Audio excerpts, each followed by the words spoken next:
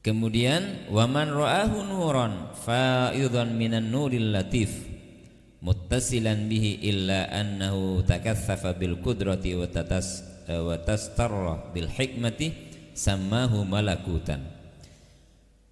Ketika waman ra'ahu nuran tadi sudah dijelaskan, siapa yang melihatnya sebagai sebuah cahaya yang melimpah dari cahaya yang halus.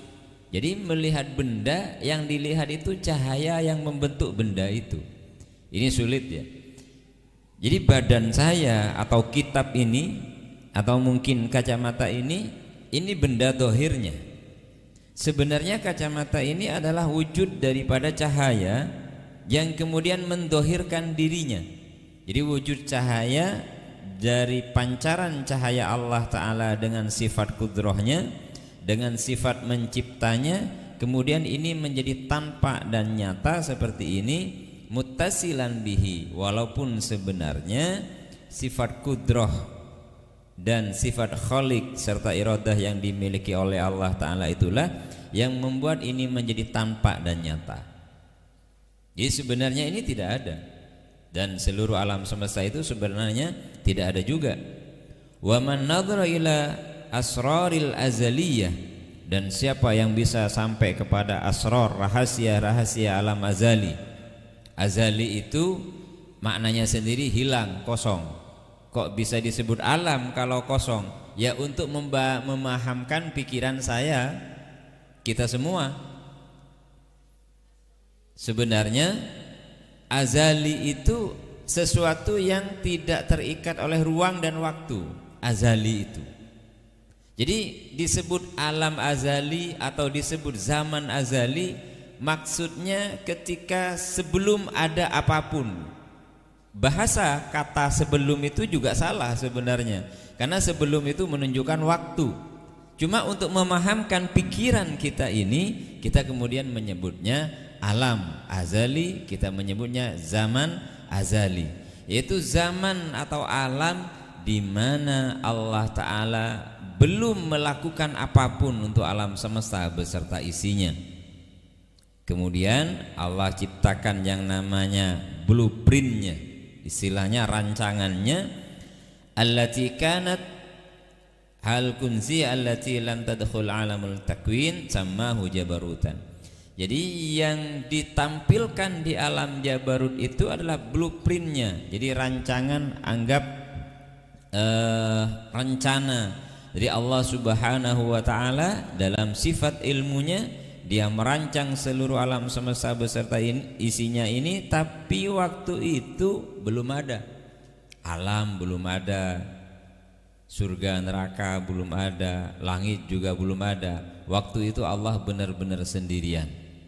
Jadi ketika Allah Ta'ala benar-benar sendirian, kemudian dia menamakan zatnya dengan nama Allah, yang sebelumnya zatnya tidak diketahui namanya, kemudian Allah perkenalkan zatnya dengan kata Allah. Begitu, baru setelah itu dia turun untuk difahami oleh manusia.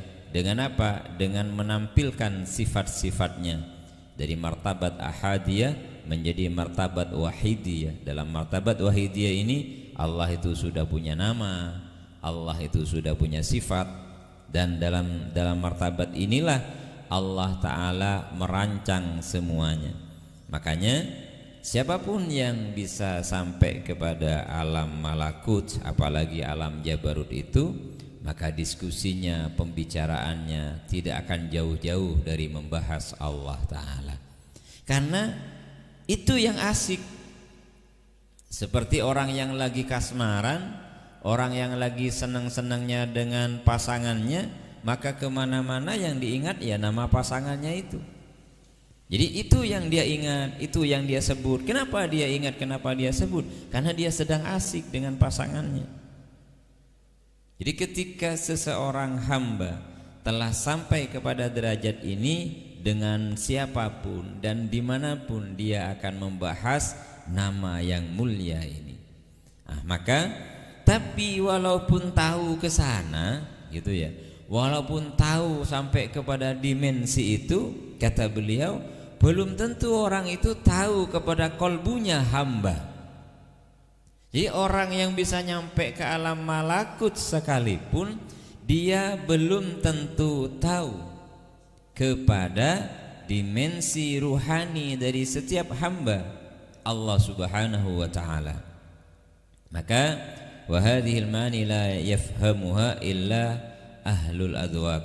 Jadi untuk membahas malakut, jabarut, apalagi alam lahut, alam ketuhanan itu lebih sulit lagi. Dan kata beliau ngasih batasan dan penjelasan bahwa itu tidak akan bisa memahami kepada alam-alam tadi itu kecuali ahlul adwaq, orang ahli dzauq, orang yang menggunakan dimensi rasa, bisuhbati ahlil adwaq, dengan juga bersahabat atau mengabdi menjadi haddamnya orang ahlul adwaq, begitu, orang yang ahli rasa.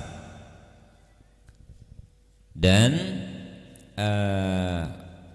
man lam yablugh hadzal maqam at-taslim illa wa illa waqa fil inkar ala auliya illah. Kalau memang enggak nyampe, enggak usah bahas, kata beliau. Jadi kalau memang enggak faham, enggak usah bahas alam malakut, alam jabarut dan alam lahut itu. Kenapa? Karena siapa yang tidak nyampe kepada makom ini terus membahasnya, wa illa waqa'a fil inkar, maka dia hanya akan mengingkari nanti. Wah, ada itu. Jadi yang sebagaimana yang terjadi di sekitar kita hari ini, tidak ada istilah wali itu, yang ada hanyalah hamba Allah yang solih. Dalam Quran kata wali itu tidak ada. Ada yang mengatakan demikian. Maka ketika kapasitas keilmuan kita memang tidak bisa sampai ke sana, kata beliau, ya sudahlah, gak usah bahas itu gitu. Kenapa? Karena Anda bukan hanya akan mengingkari dimensi-dimensi alam ini, tetapi Anda juga akan ingkar ala auliyaillah, mengingkari keberadaannya para wali-walinya Allah Subhanahu wa ta'ala, bima lam yuhid bihi ilma, mereka yang tidak diberikan yang namanya ilmu, seperti itu.